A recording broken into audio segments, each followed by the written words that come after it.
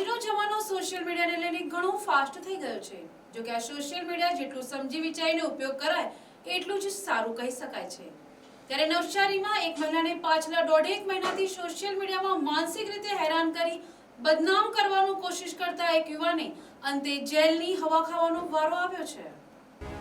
નવસારી જિલ્લાની એક મહિલાને એક અજાણ્યો ઇસમ છેલ્લા 1.5 મહિનાથી સોશિયલ મીડિયાની વોટ્સએપ મેસેજિંગ એપ્લિકેશન ઉપરથી પોતાની ઓળખ છુપાવી મહિલાને બીભત્સ ફોટાઓ મૂકી માનસિક રીતે હેરાન કરી બદનામ કરવાની કોશિશ કરી રહ્યો હતો।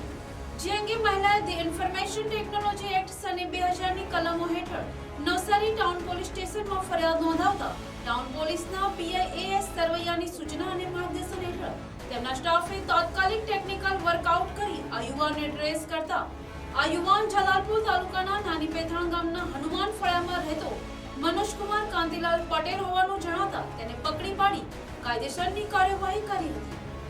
જો કે અગાઉ પણ ઘણા યુવાનો આ જ રીતે યુવતી અને મહિલાઓને બદનામ કરતા હોય તેમને પણ પોલીસે ઝડપી પાડી સબક શીખવ્યો હતો। Bureau report NTC news Navsari.